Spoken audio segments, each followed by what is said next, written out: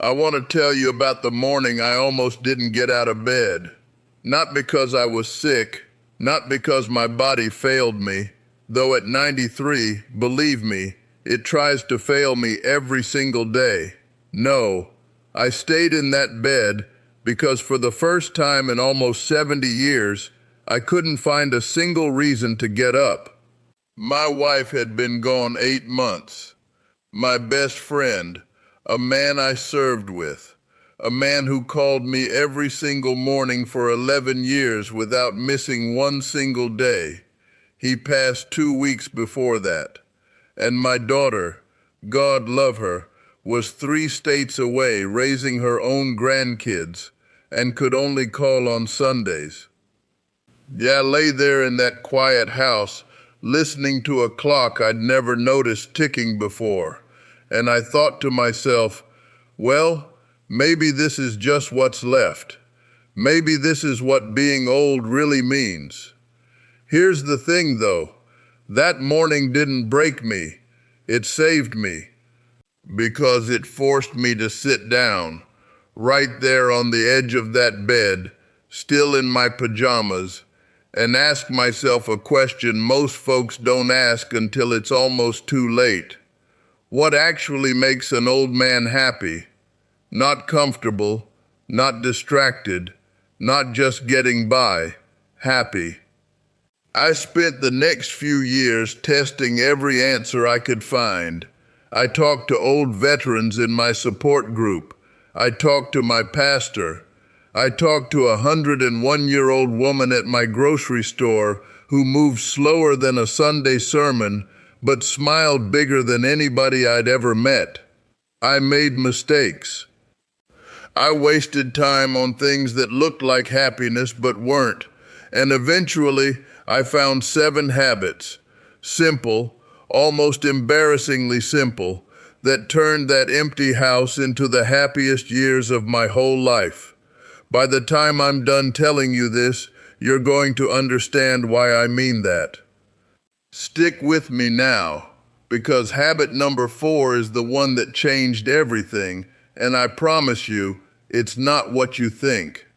My name is Walter. I'm 93 years old, and I served 2 tours overseas back when I was young enough to think I was invincible. That part of my life shaped me, taught me discipline, taught me how to survive things I won't go into detail about. But it's not what this story is about. This story is about the 50 years that came after the uniform, the husband years, the father years, the grandfather years, and now the years where it's mostly just me, a porch, and a whole lot of time to think. I've buried a wife, a brother, and more friends than I care to count. I've had 2 hips replaced, and I can't hear out of my left ear worth a darn. But if you ask anybody who knows me now, they'll tell you the same thing.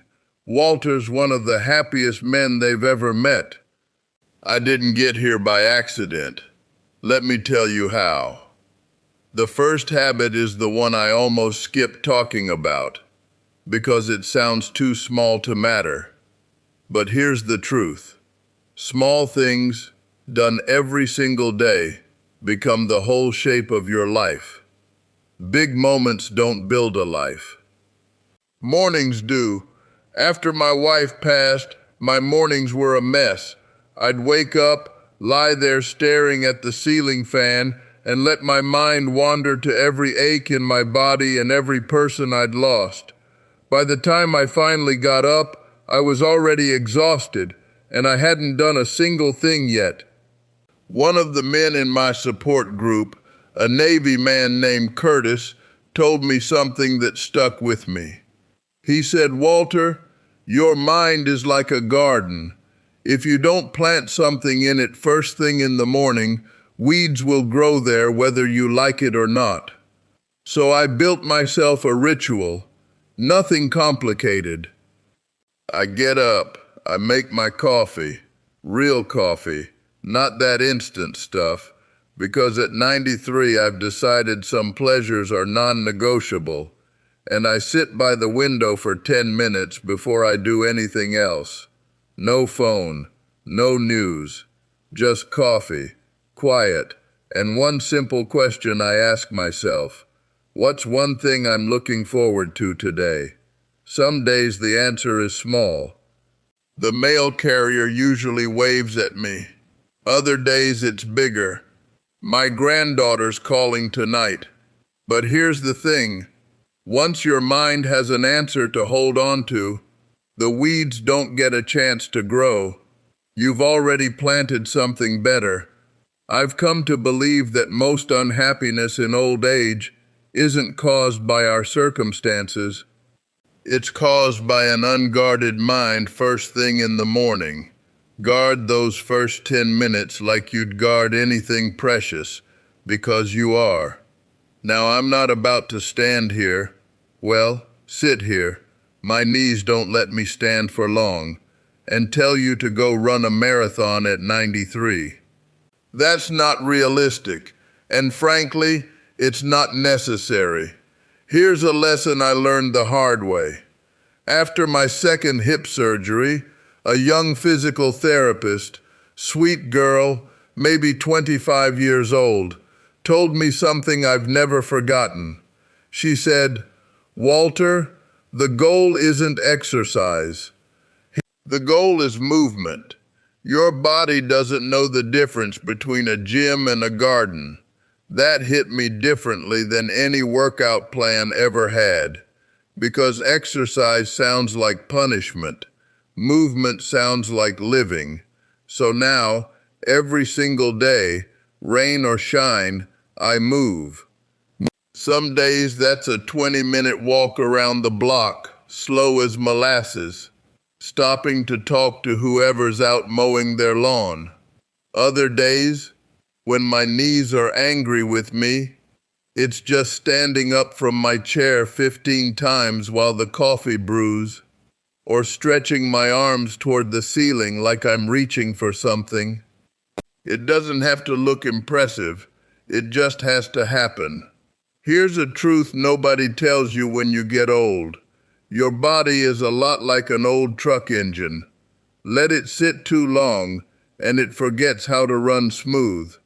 But you don't need a new engine. You just need to turn the key regularly. I've watched too many men my age sit down in a chair after retirement and never really get back up. Not physically, but in spirit. They stopped moving, and the stopping is what aged them, not the years on the calendar. Now let me tell you about my neighbor, Earl. Earl retired at 65 from a job he'd worked for 40 years. Good pension, paid-off house, grandkids nearby. By every measure, Earl should have been the happiest man in the neighborhood. Within 18 months, Earl was in the hospital with what his doctor called failure to thrive. You know what that means?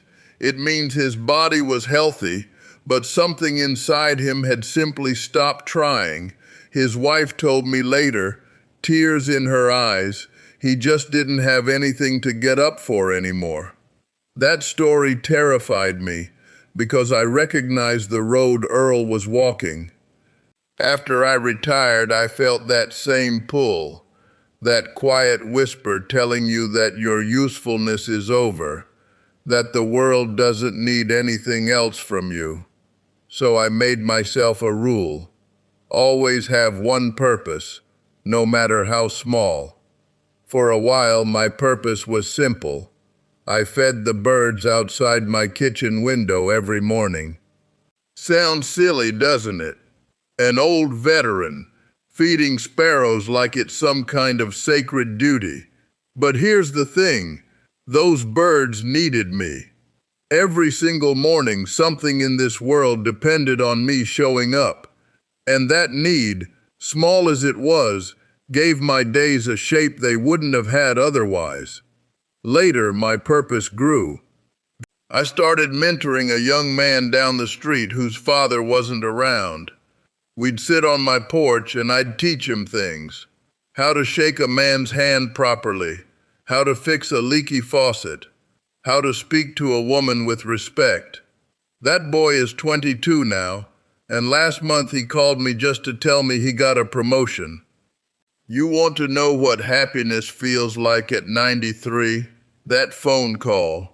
That's what it feels like. Here's my advice to anyone listening, no matter your age. Purpose doesn't have to be grand. It doesn't have to make the news. It just has to be needed by something outside yourself. The moment you stop being needed by anything, that's the moment the weeds Curtis warned me about start taking over the whole garden. Now here's the one I promised you, the habit that changed everything. For most of my life, I was the strong, silent type. That's what my generation was taught. You don't talk about your feelings, you carry your burdens quietly. You keep a straight face no matter what's happening inside you. I carried that all the way into my 90s, and let me tell you, it nearly buried me the same way it buried some men I served with. After my wife passed, I had a granddaughter. She's a therapist now, if you can believe that, my granddaughter, a therapist, who sat me down one Sunday and said something that cracked me right open.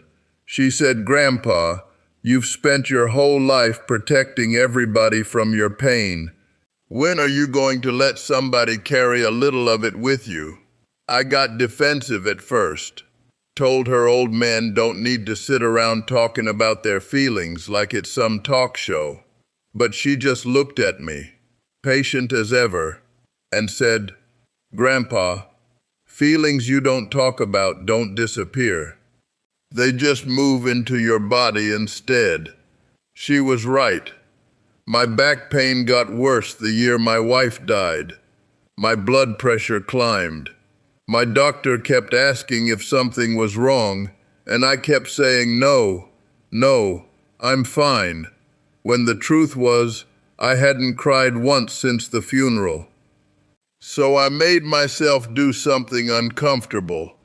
I started having what I call honest conversations, once a week, with somebody I trusted, where I wasn't allowed to say, "I'm fine," my granddaughter, my pastor, Curtis before he passed. Even some weeks just myself talking out loud in my truck like a crazy old man, because sometimes hearing your own voice say the true thing out loud does something that silent thinking never can. Here's a metaphor that helped me understand it. Think of your feelings like water building up behind a dam. You can hold that water back for years, decades even, and it looks like strength from the outside. But water doesn't disappear just because you're not looking at it. Eventually that dam cracks, and when it cracks in your 70s or 80s or 90s, it doesn't just flood a little, it takes the whole structure down with it. An honest conversation, even just 15 minutes a week, is like opening a small gate in that dam on purpose. You control the release. You choose when the water moves, and I promise you, the relief on the other side of that is unlike anything else in this world. Since I started doing this, my blood pressure came down. My back pain eased up. Not gone. I'm 93. Something's always going to hurt, but eased. And more than that, I started laughing again. Real laughing. The kind that comes from way down deep. Not the polite kind you do for company. Don't you dare go to your grave holding all that water back. Find your person. Find your 15 minutes. Open the gate on purpose. By the time you reach my age, you've earned the right to be selective. And I don't just mean about what you eat or how you spend your money. I mean about who gets access to your heart. I had a cousin, may he rest in peace, who spent every visit complaining about his knees, about the government, about the neighbors, about the price of everything. Every single conversation left me feeling like somebody had wrung me out like a dish rag. For years, I visited him out of obligation, because that's what family does, right? Then one day my granddaughter, the therapist, remember, said something simple but powerful. She said, "Grandpa, you don't have unlimited energy anymore. Every hour you give to something that drains you is an hour you can't give to something that fills you back up." That reframed everything for me. I stopped thinking of my time as endless because at 93, believe me, I know it's not. And I started asking a simple question before I gave anyone my time. Does this person add water to my well, or do they drain it? That doesn't mean I abandoned my cousin. I still called him, still cared about him, but I stopped letting every visit be an hour-long complaint session. I gently redirect or keep visits shorter, and I made sure that afterward, I spent time with people who filled me back up. My honest conversation friends, my mentee down the street, my granddaughter. Here's the truth about happiness in old age that nobody warns you about. You will meet people, sometimes even people you love, who are drowning. And it is a beautiful thing to throw somebody a rope, but you cannot jump into the water with them and expect to save anybody. You'll both go under. Protect your energy like you'd protect your last good pair of knees. You need both to keep walking through these years. When I was younger, I thought happiness lived in the big events, the promotions, the anniversaries, the grandkids' graduations. And don't get me wrong, those moments matter. But here's what nobody tells you. Those big moments get rarer as you get older. Fewer promotions, fewer graduations happening right in front of you. If you're only looking for happiness in the big moments, you'll find yourself waiting longer and longer between drinks of water. So I made a decision a few years back. I started celebrating small. Tomatoes grew well in my garden this year? That's a celebration. I make myself a proper sandwich and sit on the porch and enjoy every bite like it's a Thanksgiving dinner. My mail carrier remembered my name after I told her once, 3 months ago. Celebration? I tell her thank you like she just handed me a medal. My granddaughter texted me a picture of her dog. I printed out, yes, an old man printing out a picture, and I put it on my refrigerator like it's a Rembrandt. You might think I'm exaggerating for effect. I promise you I'm not. This habit alone might be the single biggest shift in how happy my days feel, because here's the mathematics of it. If you need something enormous to feel joy, joy will visit you rarely. But if a tomato sandwich can make you happy, joy can visit you every single day of the week. There's an old saying I heard from a chaplain years ago that I never forgot. Contentment isn't getting what you want, it's wanting what you've already got. I spent most of my life not understanding that sentence. Now, at 93, sitting on my porch eating a tomato sandwich like it's a feast fit for a king, I finally understand it completely. This last one is the hardest to talk about, but it might be the most important. At 93, I think about death more than most folks would be comfortable admitting.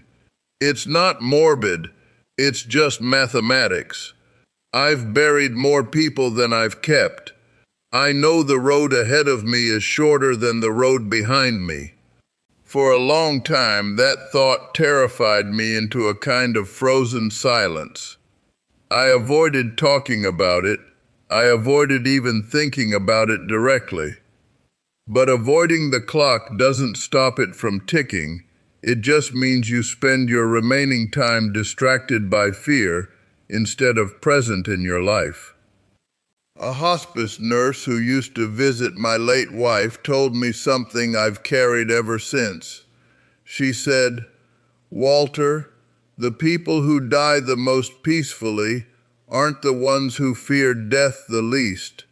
They're the ones who made peace with it the earliest, so it stopped stealing time from their living." So I made myself sit with it. I wrote letters to my granddaughter and my great-grandkids, letters they won't open until after I'm gone. I picked out the hymns I want sung.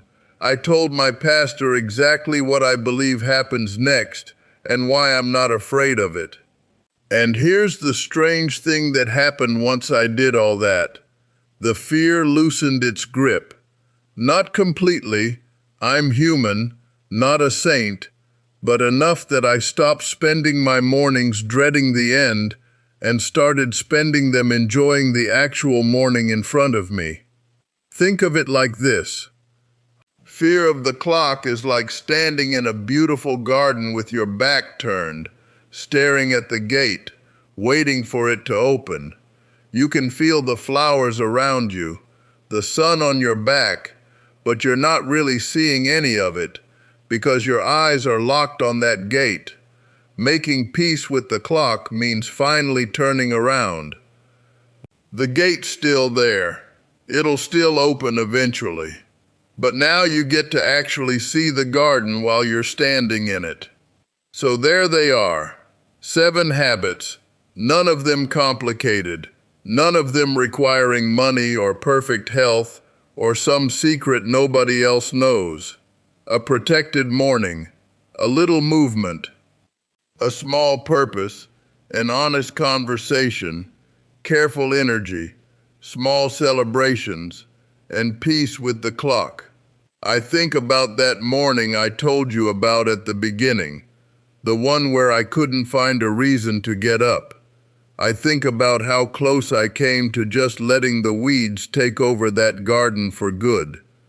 And I'm grateful every single day that instead I asked myself that one simple question and went looking for real answers.